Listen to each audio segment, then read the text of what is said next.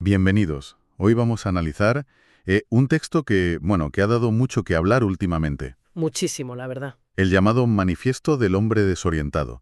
Y a ver, creo que lo primero es situarlo bien, ¿no? Sí, es fundamental dejar claro de qué estamos hablando. Porque esto no es un estudio sociológico, no es un ensayo académico ni nada por el estilo. No, para nada. Es más bien un texto casi poético, diría yo. Eso es, Intenta ser una especie de fotografía de un estado de ánimo. eso es. Quiere capturar esa sensación de confusión, incluso de miedo, que según el autor, pues sienten muchos hombres ahora mismo. Exacto. Y nuestra misión aquí no es tanto juzgarlo, no es decir si esto es correcto o no. No, no se trata de validarlo. Se trata de desentrañar qué dice, cómo lo dice y por qué parece que está conectando con tanta gente. Vale, pues vamos a desgranar esto. Me parece la forma perfecta de plantearlo. Porque lo más fascinante del texto es precisamente su tono. Es muy directo. Muy directo y muy emocional. Articula lo que él mismo llama una crisis silenciosa. Se presenta como la voz de alguien perdido, como si le hubieran cambiado el mapa y las reglas del juego. Y nuestro trabajo es analizar ese mapa que dibuja, ¿no? Entender de dónde viene ese malestar. Eso es. Pues empecemos por el principio, porque arranca con una idea que es, vamos, un puñetazo. El miedo a hablar. Uf, sí. Me llama la atención la palabra que elige. No dice dificultad ni incomodidad, dice miedo. Y esa palabra ya te sitúa en un terreno de amenaza, desde la primera línea. Claro, Creo que la elección es totalmente deliberada. Es la clave de todo. El miedo implica un peligro, ya sea real o percibido. saca la conversación del terreno social. Y la mete en el de la autoprotección. Ujú. Y fíjate en el lenguaje que usa, que es casi legalista. Sí. Antes una palabra abría una conversación, hoy puede abrir un expediente.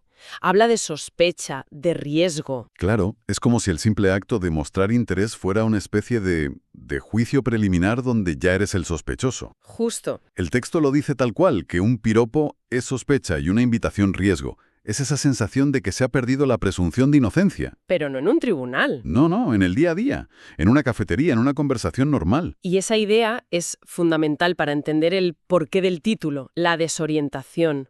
Nace justo de ahí. De no controlar tu propio mensaje. Exacto.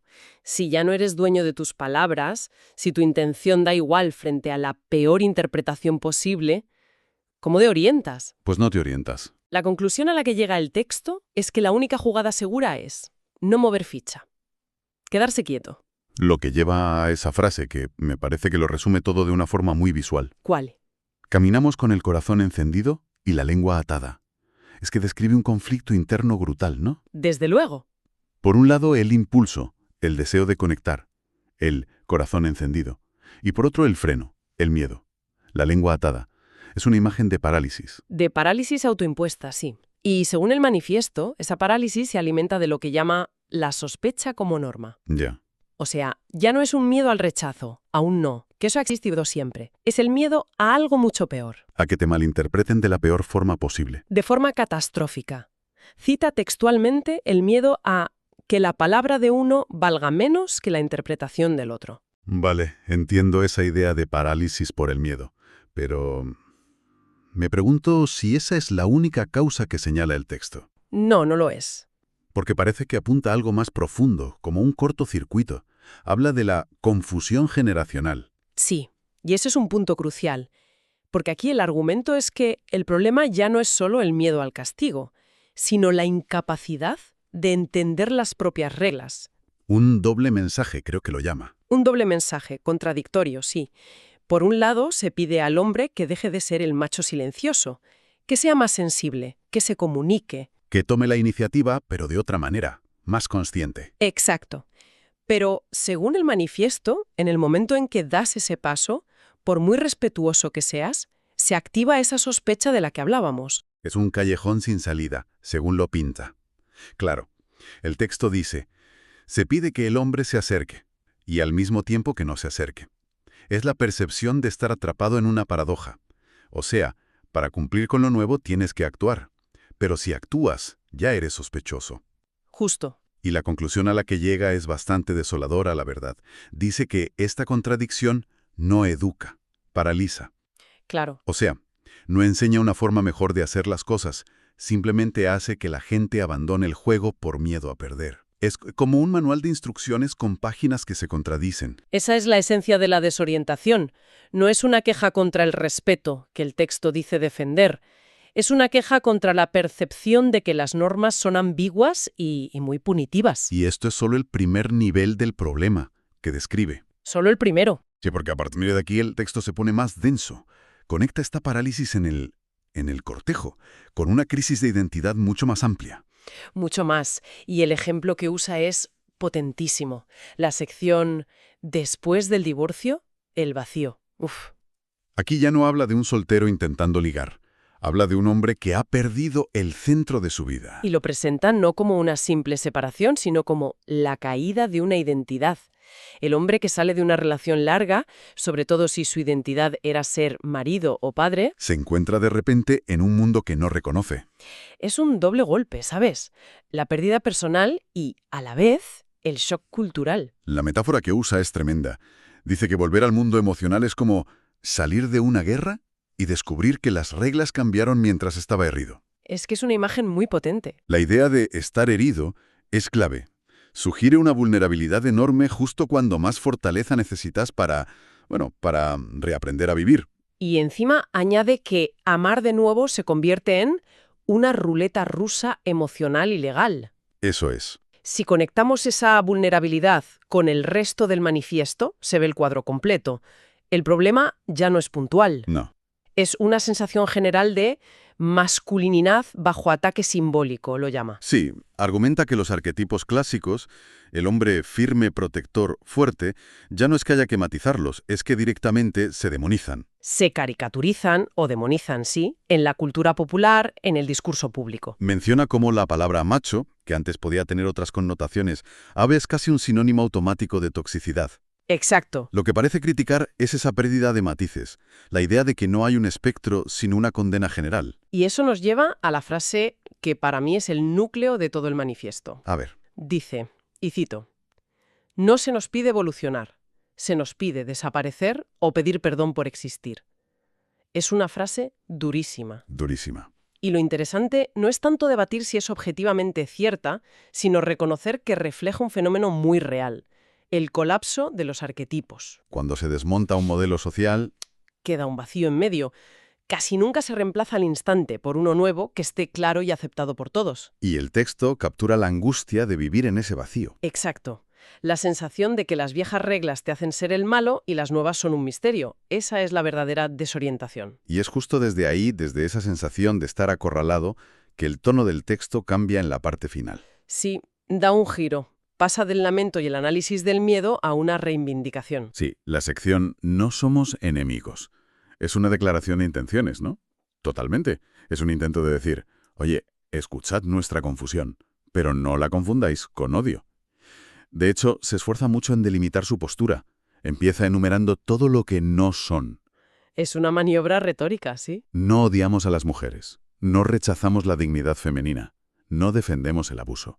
Y yo me pregunto, ¿por qué siente la necesidad de empezar por ahí? Pues nos dice mucho del clima que percibe el autor. Claro. Siente que cualquier crítica al estado actual de las cosas va a ser interpretada como un ataque al feminismo o a los derechos de las mujeres. Tiene que presentar sus credenciales de no soy el enemigo antes de poder hablar. Es una estrategia defensiva. Revela la polarización del debate que el propio texto critica. Y justo después de decir lo que no son, define lo que sí defienden. Y es interesante la elección de palabras. No piden volver al pasado. No, nada de eso. Lo que reivindican es, según el texto, el derecho a existir como hombres sin miedo. A expresar interés sin ser criminalizados. Y a amar sin sentir que todo es una trampa, que en el fondo es una petición de seguridad emocional. Una vuelta a la presunción de inocencia, pero en las relaciones humanas. Y todo esto culmina en la parte final, el grito final. Que ya no es un argumento, es pura emoción. Es la catarsis. Sí, ahí abandona el análisis y expone un estado de ánimo con 3 palabras.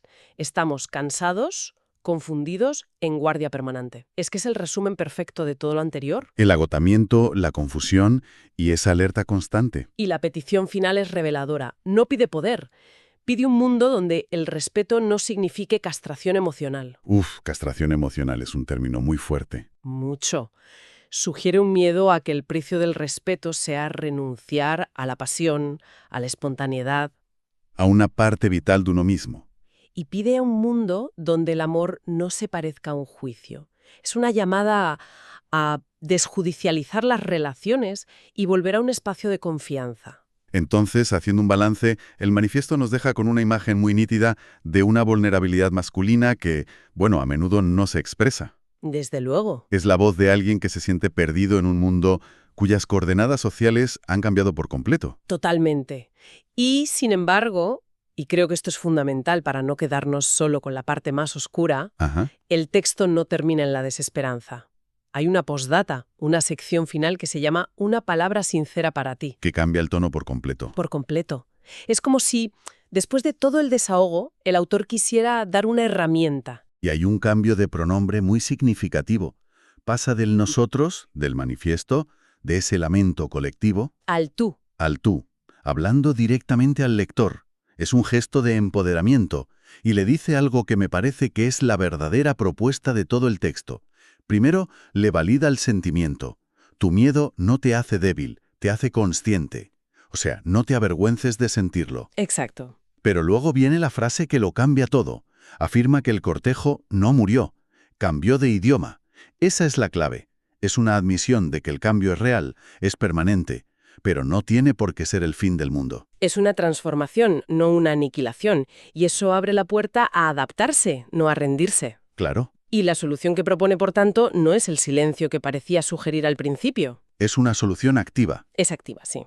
Es, y cito de nuevo, aprender a preguntar, a leer señales, a avanzar con claridad mutua. Frente a la ambigüedad y el miedo, comunicación explícita. Frente a la sospecha, transparencia.